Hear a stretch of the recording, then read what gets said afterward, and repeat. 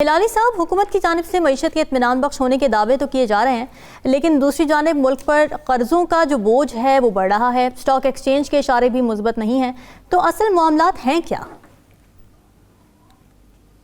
دیکھیے، یہ کیا سمجھتا ہے اسحاق ڈار؟ یہ سمجھتا ہے کہ ہم انگریزی نہیں پڑھ سکتے ہیں. یہ کہتا ہے کہ ہم ڈیفالٹ نہیں کریں گے. ہم تو ڈیفالٹ کر گئے ہیں. ہم وداؤٹ ریسٹرکچرنگ ڈیٹ دے نہیں سکتے ہیں واپس. کیا اس کو پتہ نہیں ہے؟ کیوں یہ کہتا ہے ریسٹرکچرنگ؟ اس کے معنی جو تم نے قرض لیا ہے نہیں دے سکتے. You are defaulted technically. اب آپ جا رہے ہیں ڈھونڈ رہے کہ ریسٹرکچر کرو ریسٹرکچر کرو. دیکھیے، سیدھی سادی بات ہے. اور کیا کرے گا؟ $1,00,000 سے زیادہ آپ کسی چیز کو امپورٹ نہیں کر سکتے تھے 2-3 مہینے تک. اب وہ آ کے اس کو $2,00,000 کیا ہے. $2,00,000 جب آپ کی امپورٹس 27 بلین ہو رہے ہیں، بھائی باقی پیسے جو ملینز میں امپورٹ ہیں وہ آئیں گے کدھر؟ اور اس ملک میں industrial raw materials millions billions میں امپورٹ ہوتے ہیں، وہ کیسے ہوں گے؟ آپ تو یو ہیو آلریڈی ڈیفالٹڈ. ڈیٹ آپ کا کیا ہے؟ آپ کو پتا ہے 80% آف GDP. بالکل. ڈیٹ سروسنگ روپیز میں 5 ٹریلین روپیہ ہے. 5 ٹریلین. ہر چیز آپ نے کوشش کر لی ہے. یہ کیا کہتے ہیں، you have tried everything. Devaluation, high interest rate, failure to meet the tax target. کیا کر سکتے ہیں؟ اور ایک چیز اور میں آپ کو بتاؤں جی، جو آپ لوگوں نے، ہم لوگوں نے اس کو پتہ نہیں کیوں پبلسائز نہیں کرتے. یہ ڈالر کیوں مہنگا ہو گیا ہے؟ یہ ڈی ویلیویشن نہیں ہے.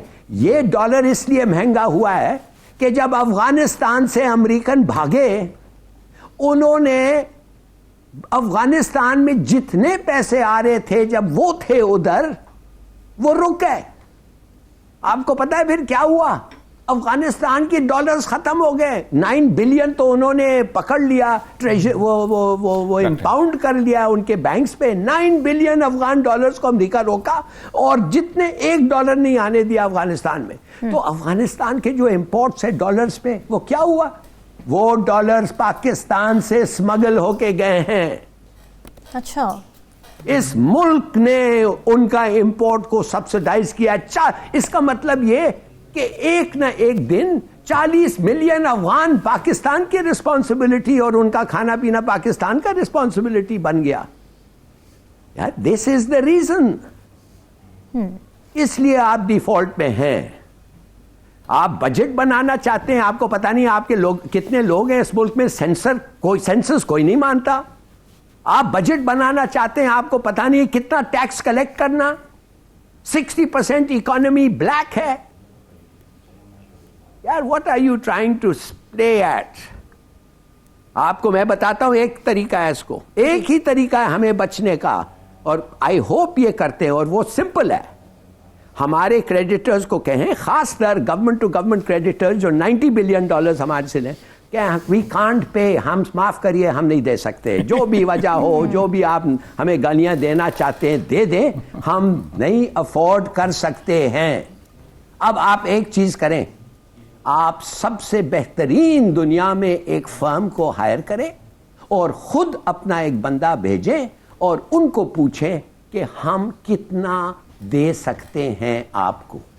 فورگیونیس آف لون اگر آپ نہیں کرنا چاہتے ہیں وہ آپ کی بات ہے، اور کنسیشنل ٹرمز بڑھانا نہیں چاہتے، انٹرسٹ نہیں کم کرنا چاہتے، نو پرابلم. یہ بالکل آپ کا ہے. ہم مان گئے تھے مگر ہم نہیں دے سکتے. ہم مان گئے تھے، یہ ہمارا قصور ہے. مگر آپ کو ہم یہ نہیں کہتے کرے، مگر صرف اور صرف پتہ کر لیں کہ ہم کتنا دے سکتے ہیں، اور اس کے بعد ملک کے پاس آئیں اور کہیں کہ اس قسم کے لوگ تمہاری اکانومی چلا رہے ہیں، اور اب تم لوگوں کو ریشننگ ہونی پڑے گی. انٹرسٹ ریٹس بھی ہائی ہوں گے، گیس اور یوٹیلیٹی بھی ہائی ہوگا، اور بیلٹ کو بھی کسنا پڑے گا. تیار ہو کہ نہیں؟ یہ ہے طریقہ اس ملک کے ساتھ چلنا. ٹھیک ہے. عریہ صاحب، یہ سوال تو ہو رہا ہے کہ قرضے ادا کیسے کریں گے، لیکن ایک اہم سوال یہ بھی ہے کہ یہ قرضے اتنے بڑھے کیسے ہیں؟ ان کے پیچھے کیا عوامل تھے؟ کیا لگتا ہے آپ کو؟ نہیں، بڑھنے کے اوپر تو ہم کافی ڈسکس کر چکے ہوئے ہیں کہ ہم نے بنیادی طور پر ہم نے لیے قرضے ورلڈ بینک سے 2.1% پہ، ایشین بینک سے 1.9% پہ. اس سے ہم نے اپنے یہاں پروجیکٹ شروع کیے، باقی جگہوں سے لیا. پھر اس کو واپسی کرنے کے لیے ہم نے اپنے لوگ اس پہ خرچ کر دیا تھا. پھر ہم نے عام مارکیٹ سے قرضہ لیا 15% پہ 16% پہ, اور ہم نے اس کی جو ہے وہ ڈیفیسٹ سبسڈی کی, ہم نے قسطیں پے کی. ایک تو علی صاحب نے بتایا ہے کہ بات بڑی صحیح ہے کہ جب آپ ریسٹرکچر کرنے کے لیے کہتے ہیں تو بیسیکلی ڈیفالٹ ہوتا ہے.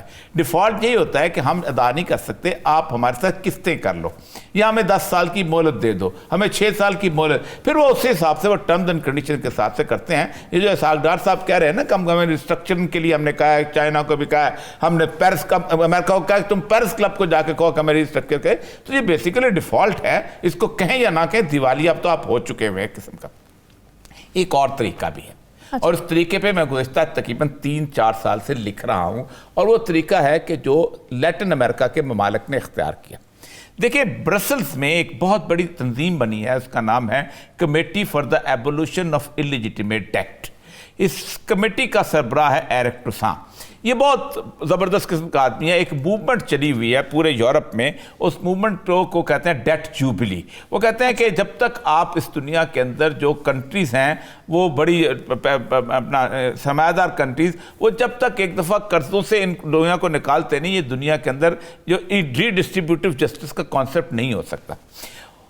تو 2016 کے اندر ایک شخص جو تھا وہاں الیکشن جیت گیا ایکواڈور کے اندر. اس کا نام تھا رالف کوریا.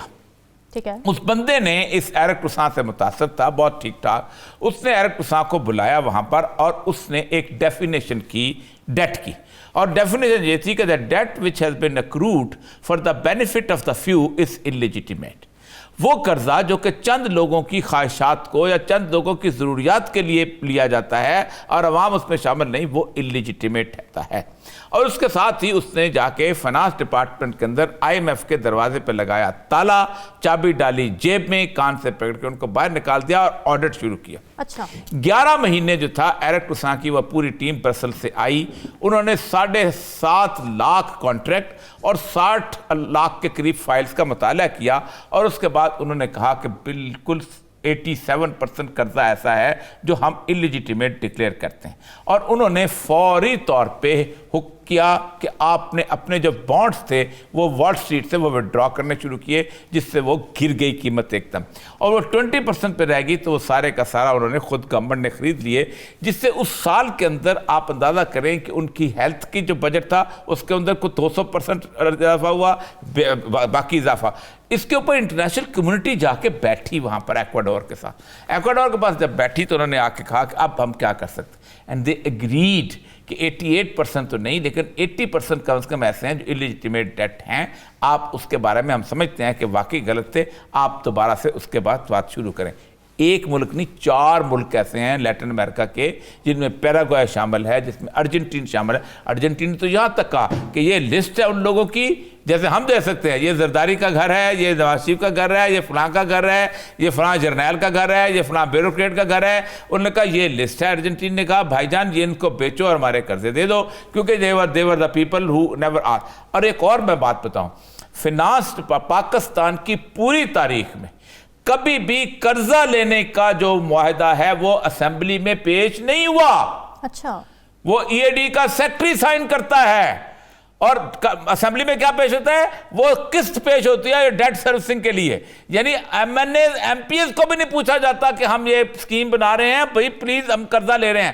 EAD کا سیکٹری وہ دستخط کرتا ہے, آخر میں جب بجٹ بنتا ہے وہ کہتے ہیں ہمارے پر اتنی لائبلٹی آ گئی ہے, اس کا اتنا حصہ تم نے دینا ہے. تو پاکستان کا جو ڈیٹ ہے نا وہ بہت بری طرح جو ہے اس کے اوپر رکھا گیا ہے. اب میں یہی پڑھ رہا تھا, میں حیران ہوتا تھا کہ آپ اندازہ کریں کہ آپ نے اتنا زیادہ سود آپ نے دے دیا لوگوں کو, اس کے باوجود 11 ارب جو تھے وہ پچھلے سال کا انہوں نے کمایا تھا, ریونیو کمایا تھا اس سے سود سے, اس سال جو ہے 706 جو ہے اس کے اوپر اس پہ آ گیا.